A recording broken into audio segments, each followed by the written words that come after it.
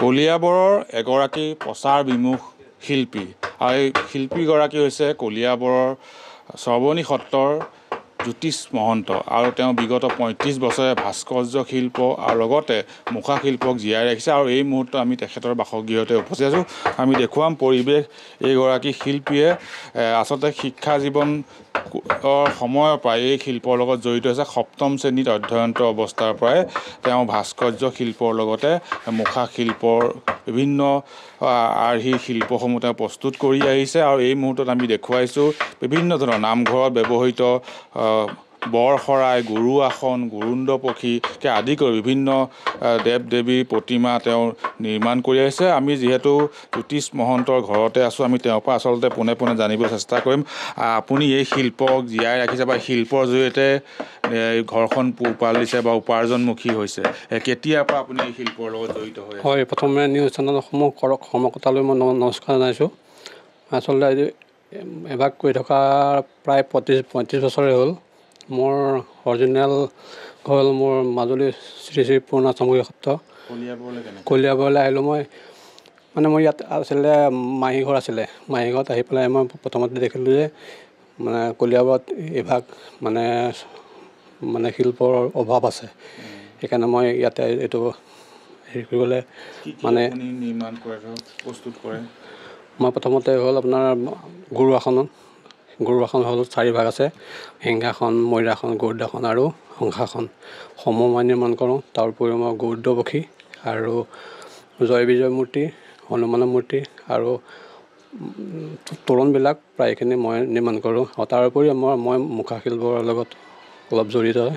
মই লাহে লাহে আচলতে মুখা শিল্প মই জানো, কিন্তু ইমান দিনে কৰা নাছিলোঁ। আজি 2 বছৰমান মই ইয়াত অলপ প্ৰসাৰ কৰিবলৈ চেষ্টা কৰিছোঁ। মানে অলপ মানে হেৰিবিলাকেও যাতে জানক সৰু ল'ৰা ছোৱালীবিলাকেও, তাৰ বাবে মই চেষ্টা কৰি আছোঁ। বহুত শিল্পৰ লগত জড়িত, মুখাও বনাইছে ধৰক। হয়, এই ভাস্কৰ্য শিল্প ক'ৰ মানুহে আপোনাৰ পৰা এইবোৰ ক্ৰয় কৰিবলৈ আহে? মই এইখিনি যিখিনি মানে নামঘৰত থকা নামঘৰৰ বস্তু, এইখিনি প্ৰায় মানে অসমৰ প্ৰায়খিনি জেগা আপোনাৰ শুৱালকুছিৰ পৰা আপোনাৰ তিনিচুকীয়ালৈকে মোৰ ইয়াৰ পৰা যায়। মানে কিন্তু মুখা চুখাবিলাক মই এতিয়া সিমান হেৰি কৰা নাই বাৰু। মুখা মোৰ অৰিজিনেল যিখন চামগুৰিত তাৰ পৰা যায়, কিন্তু মুখাখিনি মই লাহে লাহে প্ৰসাৰ কৰিম বুলি ভাবিছোঁ। ইয়াত ঢেৰ পৰিব্ৰাজক আহে দেখিছোঁ, সেইকাৰণে মই এইটো ইয়াত আৰম্ভ কৰিম বুলি ভাবিছোঁ। মানে মোৰ লগতে আপুনি জড়িত? হয়, অন্য কাম নাই যিহেতু? অন্য কাম মোৰ নাই। কেনেকুৱা উপাৰ্জনটো ইয়াত ভাল। আপোনাৰ মোৰ লগত 2জন ল'ৰা, 2টা পৰিয়াল অভিৰষ্ট চলি আছে। তেওঁলোকৰ পৰিয়ালটো চলাইছোঁ, মোৰ পৰিয়ালটো চলাই আছোঁ। আৰু দুজনক নিযুক্তি দিছে? হয়। উপাৰ্জন কেনেকুৱা হয় বছৰি বা মাহেকীয়া হিচাপত?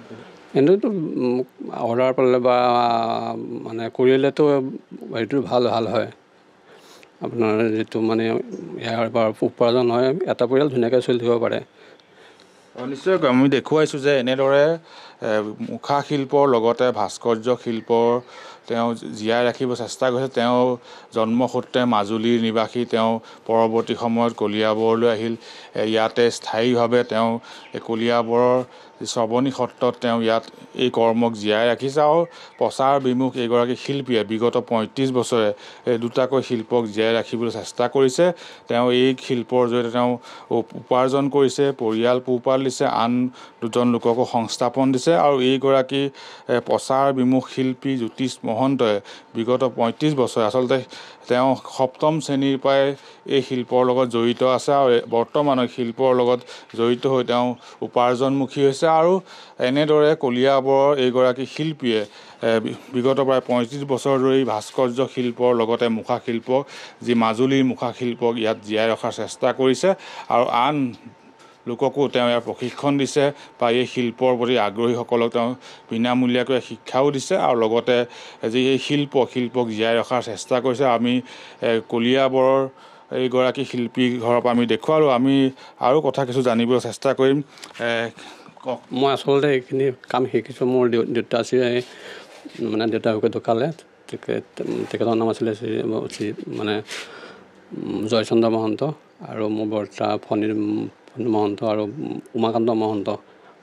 মেইন মই দেউতাক শিকিলোঁ। আমি আটা কওঁ, আটাৰ পৰা এইখিনি কাম মই শিকিবলৈ মানে ভগৱানে হেৰি দিলে মতি দিলে হয় তেওঁ উল্লেখ কৰিছে যে পিতৃৰ পৰা এই শিল্পৰ প্ৰতি আগ্ৰহী আৰু পিতৃৰ পৰা সেই শিল্পৰ জ্ঞান লৈ বৰ্তমান সেই শিল্পক জীয়াই ৰখাৰ চেষ্টা কৰিছে আৰু এনেদৰে আমি কলিয়াবৰৰ এই শ্ৰৱণী সত্ৰৰ পৰা শ্ৰৱণী সত্ৰৰ পৰা আমি দেখুৱালোঁ যে এইগৰাকী শিল্পী জ্যোতিষ মহন্তই বিগত ৩৫ বছৰ ধৰি অব্যাহত ৰাখিছে এই শিল্প চৰ্চা আৰু পৰৱৰ্তী সময়তো তেওঁ এই ভাস্কৰ্য শিল্পী আৰু মুখা শিল্পক জীয়াই ৰখাৰ চেষ্টা অব্যাহত ৰাখিব বুলি আমাক জানিবলৈ দিছে। আপুনি বিচৰা বাতৰি পাব কেৱল নিউজ 18 এপত। নিউজ 18 এপ ডাউনলোড কৰিবলৈ স্কেন কৰক এই QR কোড। গুগল প্লে ষ্টৰতো পাব এই নিউজ 18 এপ।